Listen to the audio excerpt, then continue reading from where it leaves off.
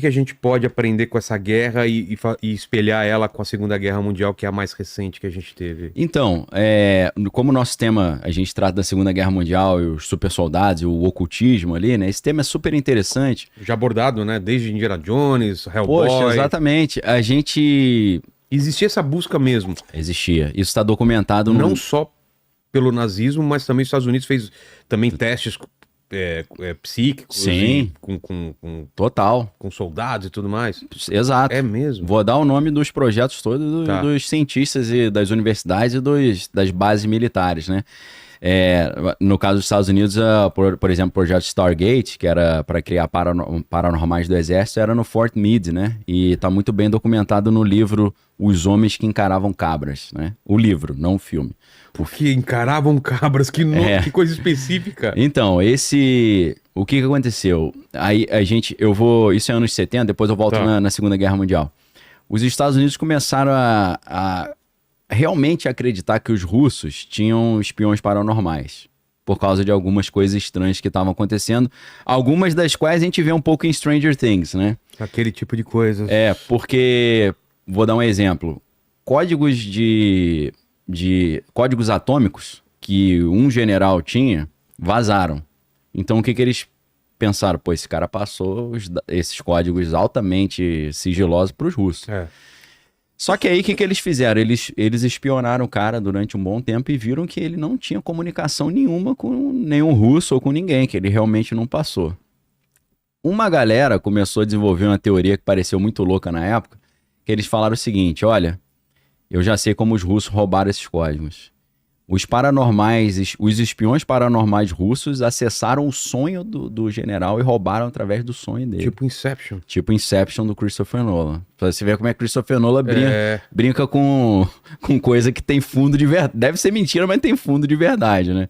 Então começou essa história. Aí, um cara que era o general Albert Subblebine, que ele infelizmente falecido já, era major-general, general 3 estrelas do exército, ele comissionou um coronel chamado Jim Channon para pesquisar isso aí. Ele chegou para esse cara e falou: ó, eu vou te dar 2 anos para você se disfarçar e descobrir essa parada se é real.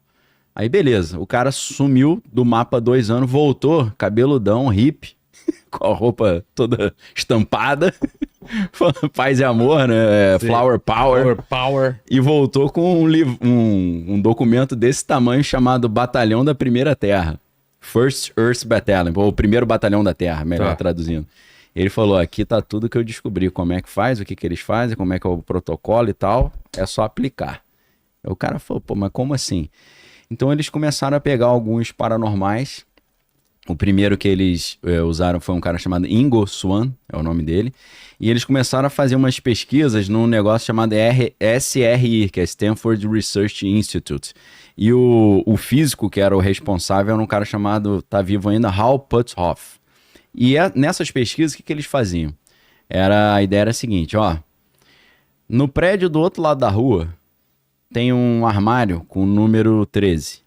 Dentro desse armário, na gaveta 4, tem um desenho que a gente botou lá. O que tá desenhado nessa folha de papel?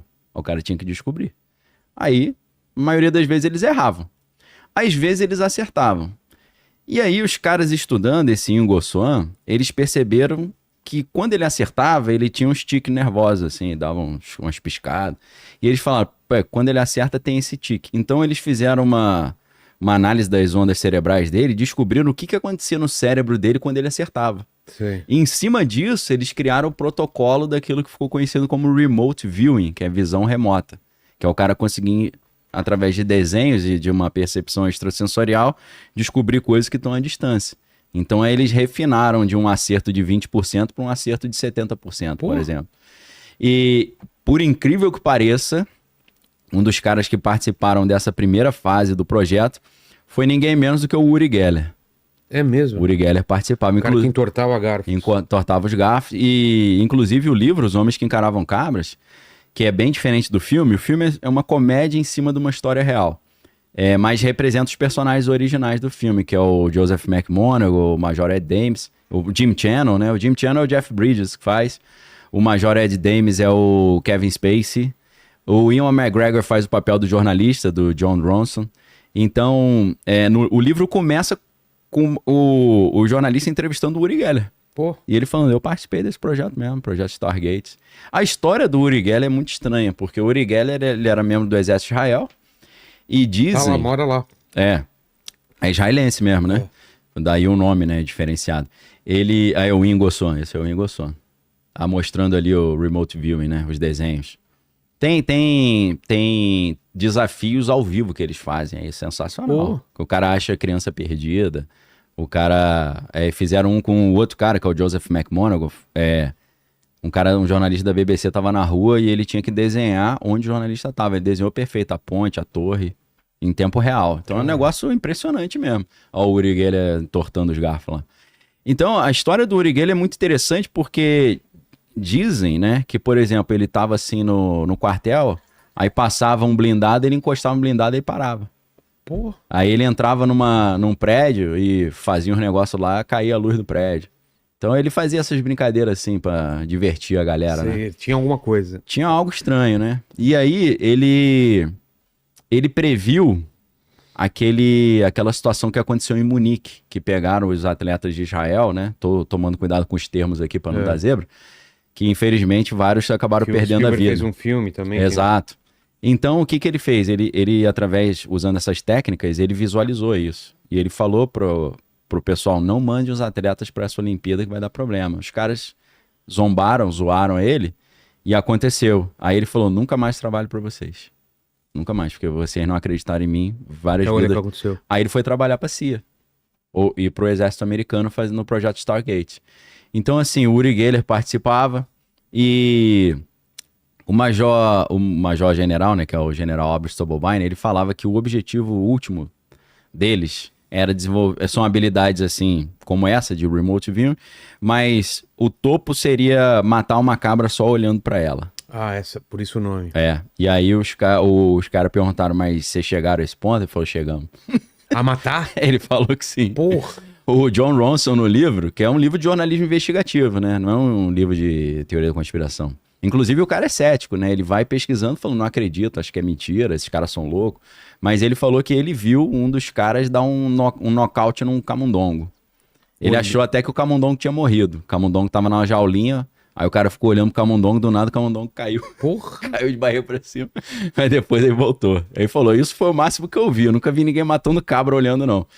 E ele dizia também que o objetivo era os caras passarem por paredes. Conseguir passar pela parede, né? E aí, então, daí o nome, os homens que encaravam cabras, que criou esse projeto Stargate, que é o primeiro batalhão da Terra. Isso tudo nos anos 70? Isso nos anos 70, mas o projeto continuou. Na verdade, o que aconteceu? Quando esse projeto chegou na mídia, aí eles tentaram dar uma escondida no projeto. O que eles falaram? Não, esse projeto já teve, mas a gente está encerrando porque a taxa de acerto é muito pequena. A taxa de acerto é só 20%. Aí o Joseph McMonagle, que é eu acho, não sei se ele é sargento do exército, ele tá com 80 anos já. Ele falou o seguinte, olha, não é bem assim. Por quê? A nossa taxa de acerto era 20%, isso é verdade, mas tem um porém. O que a CIA e a inteligência do exército, da Marinha e da Aeronáutica não conseguia resolver, assim, os casos irresolvíveis, eles passavam pra gente. Pro projeto Stargate. Ou seja, dos casos irresolvíveis, a gente resolvia 20%. Ah, tá. Que é uma taxa maravilhosa, pô, não é não? Então, o que aconteceu? Eles fizeram o que no meio da inteligência chama um hangout limitado. Um limited hangout. O que é isso?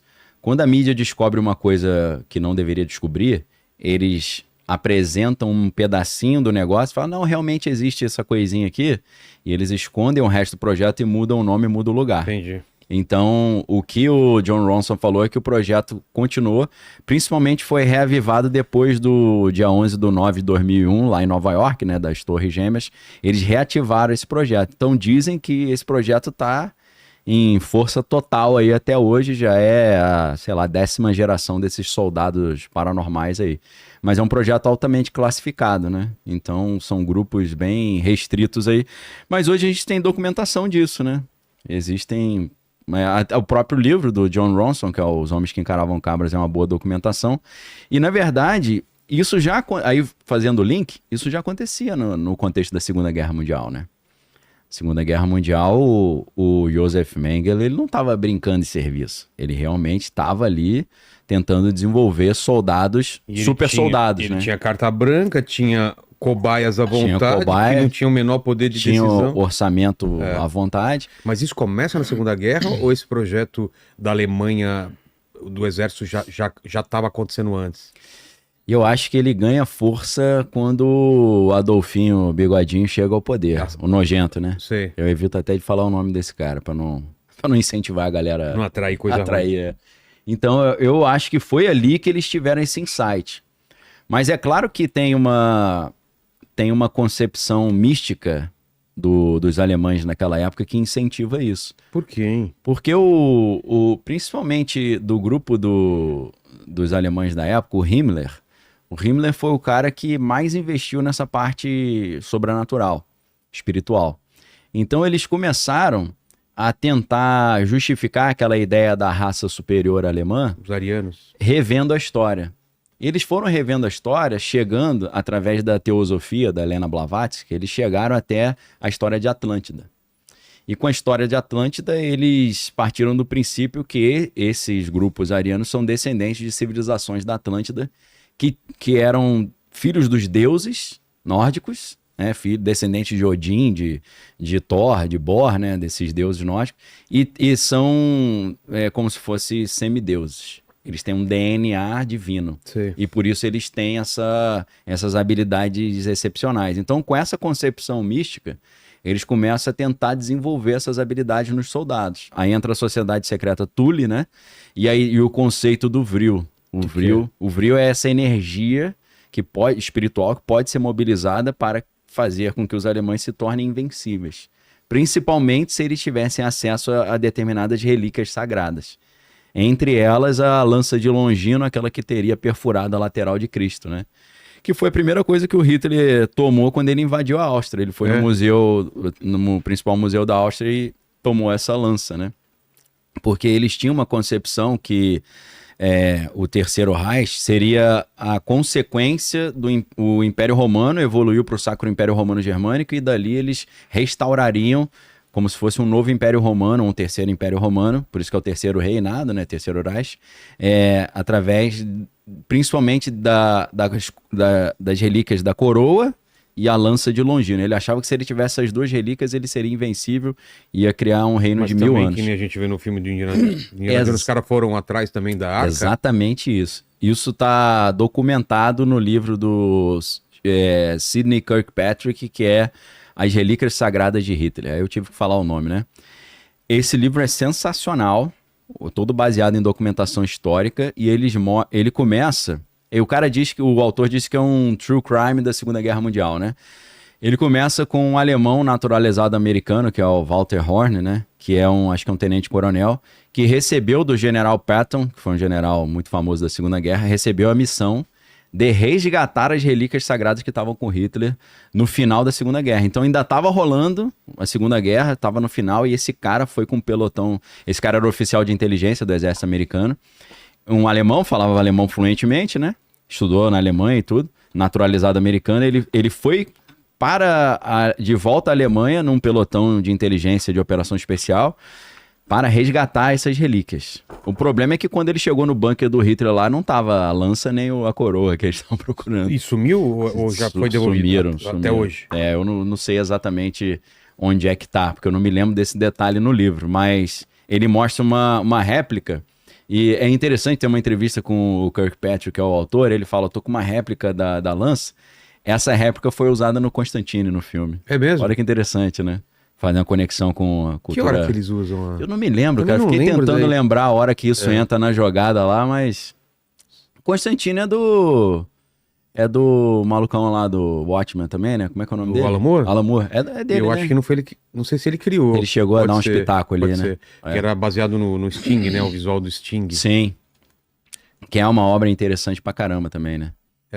Talvez ele tenha criado no Monstro do Pântano, deve ter aparecido. Sim. Mas pode ser. Então, esse Walter Horn é o Indiana Jones, pô. É esse cara que tá em busca das relíquias para tomar de volta dos alemães. Então, realmente, eles estavam atrás, inclusive, da Arca da Aliança, igual você falou. E eu fiquei impressionado, porque eu fui criado assistindo Indiana Jones, né, meu irmão? Aí eu, marmanjo já, O cabelo cálice, branco, falei, caraca, tem fundo de verdade isso aí, mano. Santo Graal. O Graal, eles estão... O Himmler, principalmente, era ficcionado pelo Graal e pela Arca. Esses caras aí estavam realmente buscando isso. Porque eles acreditavam que ia liberar um poder de Deus, o que era? Com essas relíquias, eles conseguiriam mobilizar esse vril, que seria... Eles poderiam criar uma arma de destruição em massa. E talvez isso tenha dado uma vantagem competitiva bélica para os Estados Unidos, porque enquanto os Estados Unidos estavam fazendo o projeto Manhattan, criando a bomba atômica, eles estavam investindo mais nessa parte mística e na questão mais antigravidade eletromagnética. Ah, é? É. Então aí... Que acabou não dando em nada.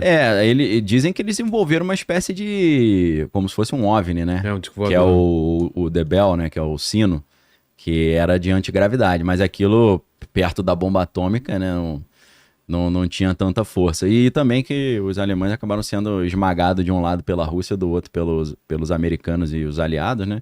Não deu tempo deles desenvolverem. Mas a grande questão é que no livro do Kirkpatrick, ele mostra que eles tentaram fazer o terceiro Reich, mas deixaram tudo pronto para o quarto Reich. Então, algumas dessas relíquias e alguns desses projetos, eles transferiram, por exemplo, para a América do Sul e continuaram continuaram esse projeto na Argentina, por exemplo, no Uruguai, né? Ah, é? E no Brasil também, porque o Joseph Mengele oficialmente morreu aqui no Brasil, né? Verdade. Dizem que não, né? Que ele tá vivo até hoje. Só que é muito difícil de reconhecer, porque ele é muito gordo, um cara que pesa mais de 100 quilos. Então a fisionomia dele estaria diferente. Mas o cara estaria com mais de 120 anos, eu acho, né? Não me lembro exatamente. Mas dizem que tem uma conspiração que ele não morreu afogado em Santos, não, né? Como a história oficial diz. Tem até um livro meio exótico aí de que o Hitler tinha morrido aqui no Brasil, né? Que tiraram até uma foto dele, Sério? velhinho. Tinha essa teoria? Tem essa teoria. Tem até as fotos dele, velhinho, com a esposa brasileira. Mano. Nas teorias muito doidas, né? Mas assim, essa parte de que eles estavam buscando as relíquias e realmente queriam achar a Arca da Aliança, e o Hitler acreditava que com a lança ele seria invencível, tá muito bem documentado no livro As Relíquias Sagradas de Hitler. E eles tinham realmente essa visão mística de que eles são descendentes dos deuses. Aí eu... Quem seria o cara? Ah. É meio... A pesquisa é interessante, assim, eu não parei pra destrinchar, mas parece ser bem documentado, mas é surreal, né? Surreal imaginar isso aí, né? Parece o Marquito. Marquito, né? Mas essa busca do ocultismo era uma coisa pessoal também do Hitler? Ele pessoal também. Ele tinha essa... Por que ele tinha essa fixação? Ele tinha uma religião, alguma coisa? Então, eles tinham essa ideia das religiões nórdicas tradicionais, né? Então, eles achavam realmente que eles eram descendentes dos povos, eles chamam de Lemúria, né? Que eram os lemurianos lá da Atlântida, e que eles são os herdeiros dessa raça de semideuses que governavam o planeta Terra